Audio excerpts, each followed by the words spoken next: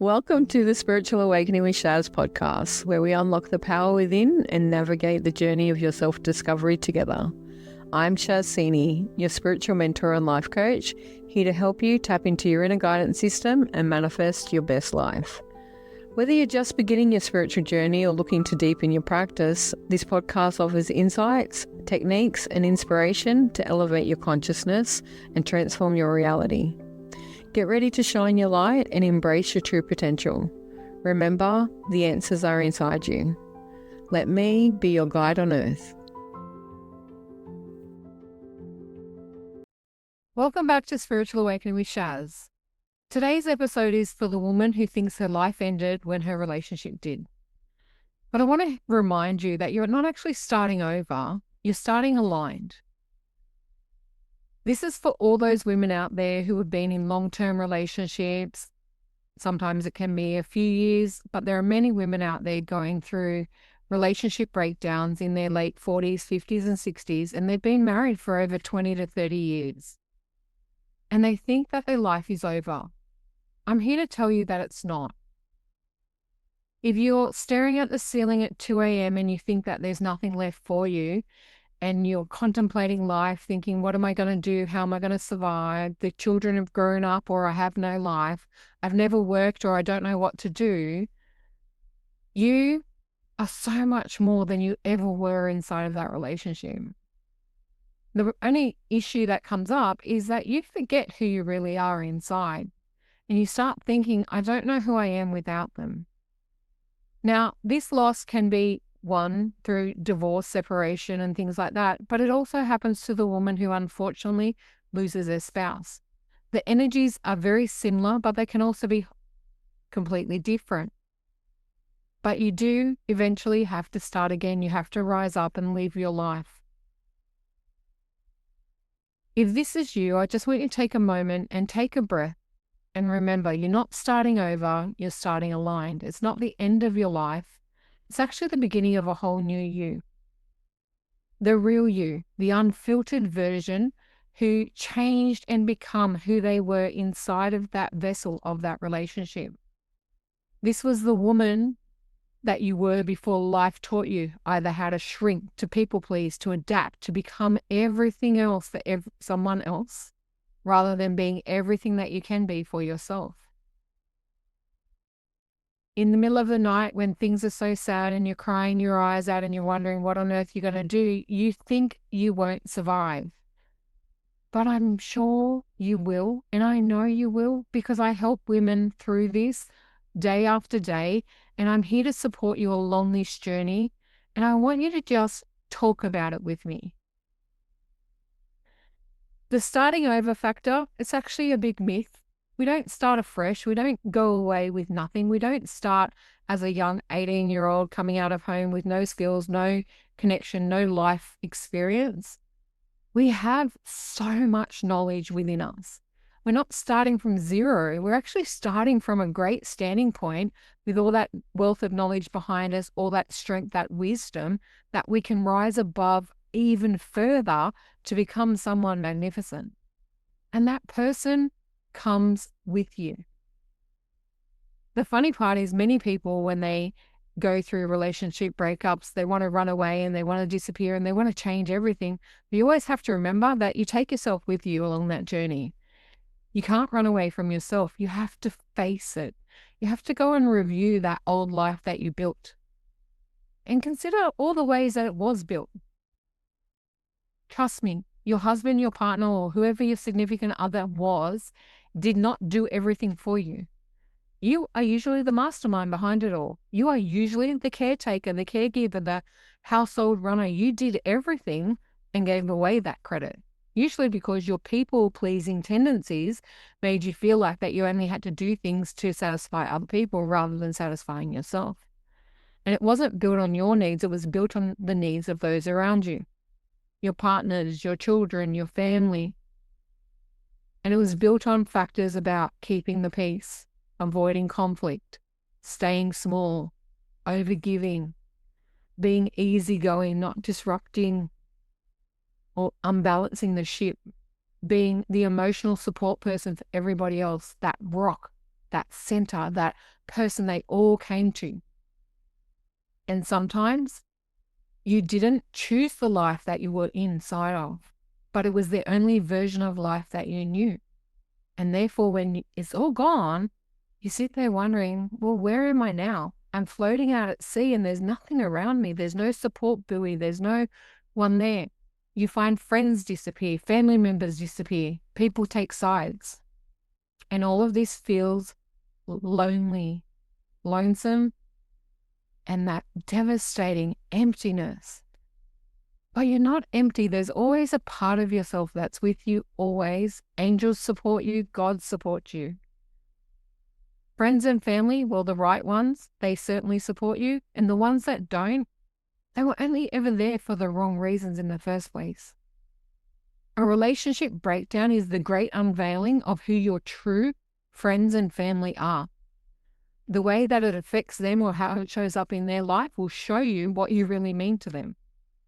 Because I'm sure you've all been there. There's bound to be many of you, because I know I've done it myself, where the relationship breaks down and all of a sudden you've got no one. Because if you're not there for them, why would they ever really want to be there for you? It is through those relationships and those toxic environments that they can be in existence of. Like, not everyone has a toxic relationship. Some have great relationships that break down. Some live in a fairy tale that they think it's all good when it's actually not underneath the surface. And I'm sorry to say, plenty live in denial of everything's all right on the surface when underlying core values, core beliefs, massive problems lie, red flags. All of these things will show up to the surface as you break away from that relationship. You lose your life, you lose the mask that you lived. But the biggest loss of all, and the one thing that women especially come to struggle with the most, it brings them to so much grief, is the loss of the life that you thought you had or the future that you envisioned with that person. And that's what you're losing. That's what you feel separated from. Half the time, it's not even your partner that you're worried about. It's the life that you thought you had or the future you were planning. And trust me, if it has fallen apart and you have to create a new one, this time you can create it on your terms. Usually when a relationship breaks down, unfortunately, some women, it comes and happens. A partner cheats, or they decide that that they can't live like this anymore. And they say it comes out of left field, that they had no idea. Everything was great. But that's the mask that they wore. That is the version of themselves that they pretended everything was fine because they were too scared to face themselves. And trust me, when this happens, the one person you can't run away from or hide from is yourself. Your own truth is going to come out. Your own exhaustion is going to come out. The burnout, the feeling of emptiness, the void. And you can't ignore it. You have to face it. And this becomes the healing journey. And it is one of the biggest catalysts for a spiritual awakening. Where you start looking outside of yourself and asking deep questions about, who am I? What identities have I been living? Who have I had to be for everybody else? Underneath all of that, who am I? Who is the core person that is left behind? Because you may no longer be the wife or the partner, the mother. It splits families when you separate, especially when they choose to take sides because they've only been fed one version of the story. And a lot of women in their integral place and their own authenticity will not break down the dirty, dark details and play the poor me pity victim and turn around and share all of their story. They will internalize it, hold on to it, and take a lot of blame where it was never meant to be. You are not responsible for these relationship breakdowns. Sometimes they just happen. One of the things through the spiritual awakening process is you start to realize that not all relationships are actually meant for that lifetime commitment that is drummed into us through religion and lifestyle. Sometimes they have a cycle and a closure period. And this just may be the closure that comes for you to come and become who you're really meant to be, that person or version of you that has another aspect of life that you're ready to live. And you can't do that when you have someone or lots of things dragging you down. When you realize that the version of you that feels the most loss right now, the sadness, the crier, the victim in this point in time, was never the real you, that is when the shift really changes. Because that woman who never spoke too loudly or didn't take up much space or didn't do anything to upset anyone, kept the peace no matter what, was agreeable and did everything she could to please the other person, to become what they wanted and to show up in the way they expected of them. When she releases that survival strategy and stands up and finds her voice, puts in boundaries and finds herself, that beautiful, glorious woman comes to life. She is unmistakable and powerful in so many ways that nobody else ever saw it coming. And your friends and family are going to go, oh my God, this is not who you are. But it really is. Because the one true essence that will rise through all of this is the powerful you that you have bottled down, put a lid on, made to play small so that you could function, so that you could be safe, so that you could live a life that was like society wanted you to. I look back in history and go back to my childhood in the 80s. I had people in my life through my mom and her friends, and men married women because it was the right thing to do, and they were gay, and therefore they left their wife, found their significant other, and there's all this broken aspect, and it was such a bad thing, but it was very, very common at the time because they stopped hiding the true essence of who you are. And ironically, in this day and age, when a lot of women do leave bad marriages, a lot of them do turn gay and find female partners in life. It's not about the next partnership that you're moving forward to. This episode is all about the aspect of hiding yourself to fit into a mold of something that other people have defined as who you really are. Your survival strategy is not truly self. It is the part you play. And I remember playing it well in my own household, of agreeing with everything my mother said in order to not create conflict and to become lesser of who I was so that I would fit in and be wanted, because I was searching for and seeking love. It's a very common response all over the world, males and females who adapt to become what their other significant people in their life, whether they are partners, parents, siblings, children, in order to find and feel that love that they're seeking. But the depth of love that you truly feel is the self-love that you create when you own up to who you are, when you shine in the essence of the beauty of yourself, that true version of you. And that is what happens after your old relationships are stripped away and you have to go back to self and uncover who you are. I did a lot of my work through journaling, asking the hard questions of who am I? What do I stand for? What are the values I have in life? What are the beliefs that I have? Who do I actually want to be? What is it I want in life? What makes me happy? Not like what makes my partner happy, my parents happy, my family happy, or my children happy. What makes you happy? Most of us never even ask the question. Throughout the breakup process, you're going to go through a stage of grief, and you all think it's going to be the grief of the loss of the partner, that person, male or female, whoever that partner is in your life. You think you're going to be grieving them. It's not actually them that you're grieving. What we end up grieving underneath it all is the version of you that tolerated too much. The version of you that abandoned all your dreams, all your hopes, all of yourself in order to fit into the family unit that you thought you had to become. It can be the version of you that works in a job that you don't like in order to make money for survival and not doing the passion that lies within you.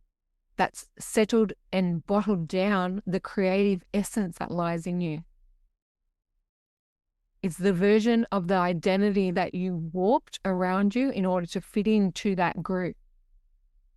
Many people don't fit into the families that they're inside of. You can have problems with mother-in-laws, sister-in-laws, brother-in-laws, external family.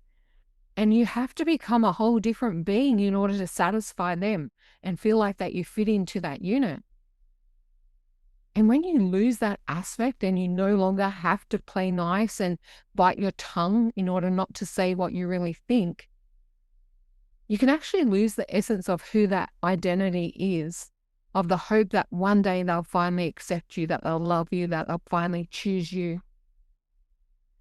It's not grieving the relationship. It's actually grieving the old you, the real you. And it's okay. It's actually a very healthy aspect of the growth process. It's part of the rebirth. It's the foundational aspect of where you sit down and uncover your new identity. Because trust me, throughout all of this, you are going to rebirth. You are going to rise up. You are going to become everything you ever could have been. And your next relationship, if you choose one, and some people don't, and that's okay, because the best relationship you can really have in life is the one with yourself. But your next relationship will be done on your terms, not theirs. You will never go back into that box, never fit back into that controlled, belittled, shut down person. You will become who you are meant to be. And when everything's finally stripped back, you can ask yourself, who am I when I'm not performing for love? How do I show up? What are my likes? What are my loves? What are my dreams? What are my things that make me happy? What is the essence of self that matters the most? This rebirth factor is the reclaiming of your voice. You will find your own opinions. You will make your own decisions. You will set boundaries that won't be broken through.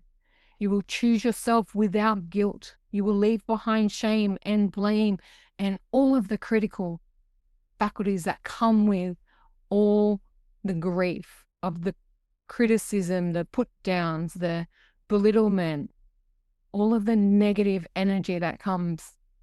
You'll start finding your intuition, your inner voice, that essence of self that uplifts you. You'll start trusting your body and your instincts. And the greatest part of it for me is watching women come out the other side of these relationships that have brought them down and helped them become a shell of who they used to be, is them putting themselves at number one and making their life around that rather than everybody else, rebuilding their self-worth from the inside out.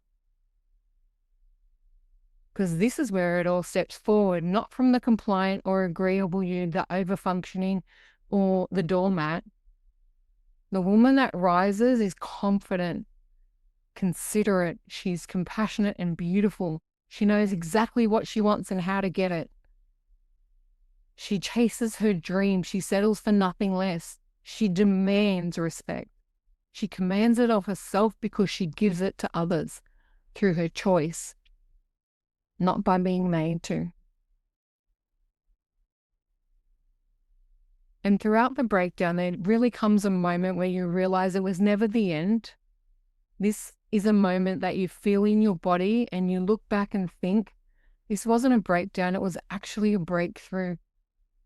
This was the initiation of the life I'm meant to live. I had to close this chapter, settle on that old version of who I was in order to become who I am. Because it's who you are right now that matters the most. The pain is the doorway to your freedom. The shedding of the old aspects of self will help you float up, rise up, and become. It's clearing. The loneliness is actually recalibration. You will isolate yourself. You will get yourself locked away from other people. Because otherwise you're just going to have a new group of people telling you once again who you're meant to be. That is your own self-discovery. The quiet becomes your friend. The quiet is the most beautiful aspect of it all. It is that space where your soul learns to speak again. You rediscover your inner child. You find your joy. You uncover your own likes and dislikes. And you listen to self. This is not the end of your story. It's actually the beginning and the clean slate of the new life that you're creating. Life continues on. You will grow and evolve every step of the way. And this time, you get to do it by being seen, by being whole, being heard, having a voice, choosing what you want from the most powerful standpoint that you ever can. So when you start looking at what starting over looks like, how to start aligned, and how it shows up in your real life, it doesn't actually look glamorous, but it does look like saying no without a 3-page apology attached to it. Many women out there saying no because blah, blah, blah, blah, blah, and I have to justify it all, and I've got to give you every excuse under the sun because my no isn't enough. No, one of the most powerful words in the English language. It's a choice. By not saying sorry and taking responsibility for everything and everyone, you are not everybody else's problem.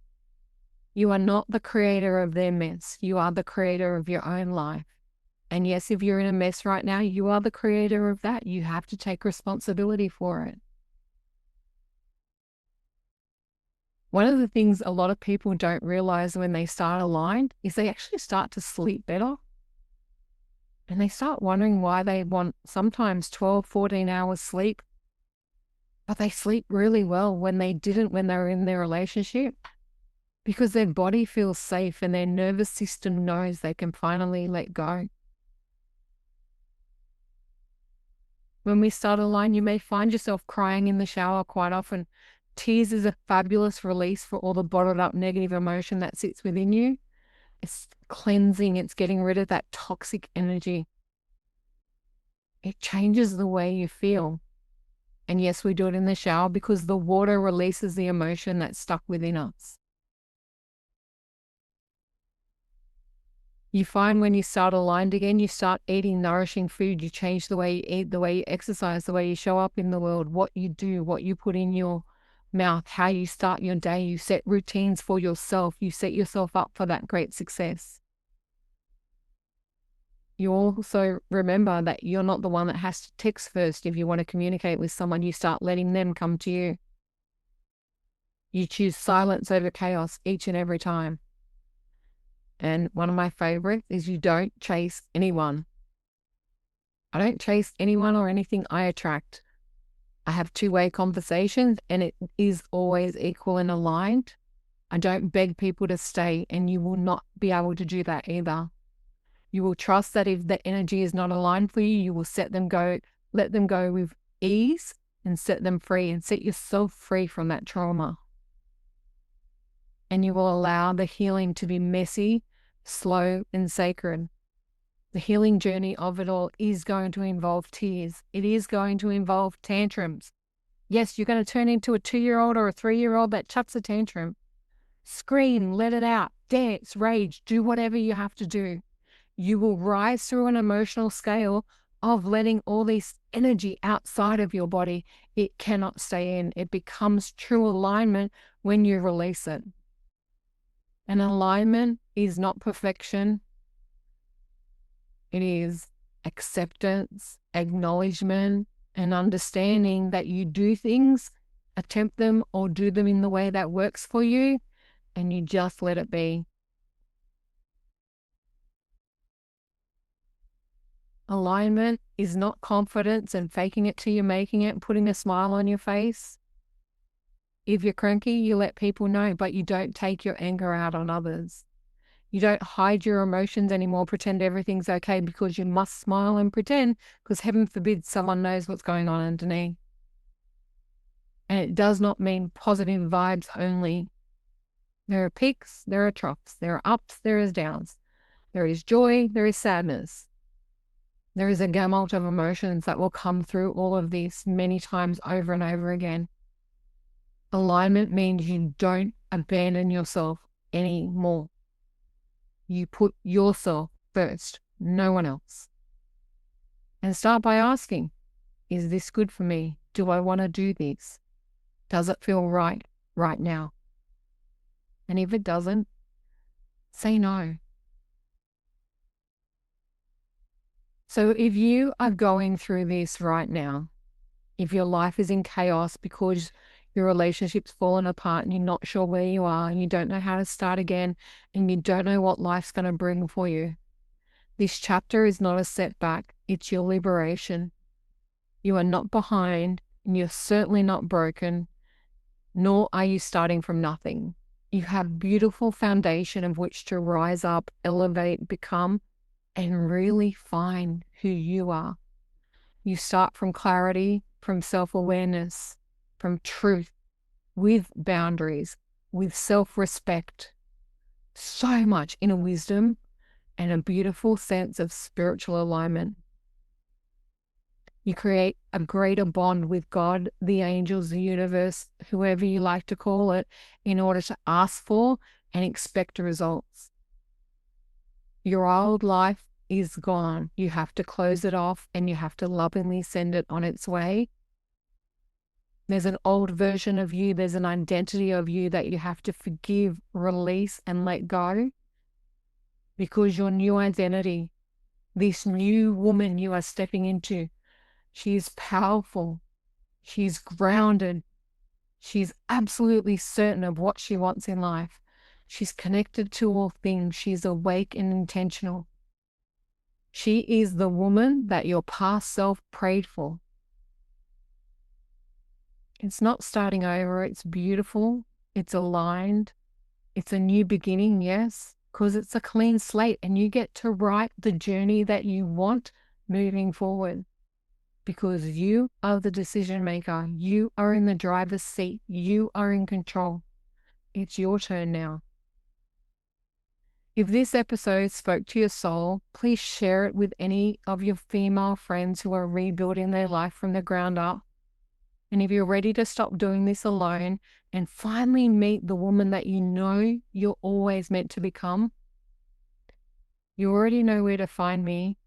But my program, Shine with Shaz, helps women clarify this, get down to the nitty-gritty of who they really are, reconnect with their inner child, align with their shadow, let go of the past in order to manifest and create their future. Shine is here ready for you if you are ready to. You don't have to take this next chapter alone. You don't have to walk alone. There is a community of beautiful women waiting to walk with you hand in hand. And as you support each other, you all grow, elevate, and rise together. Until next time. Thanks for listening to the Spiritual Awakening with Shaz podcast. Don't forget to like and subscribe down below so you don't miss an episode. You can also follow us on Facebook with the links below. Until next time, trust your intuition and let your spirit soar.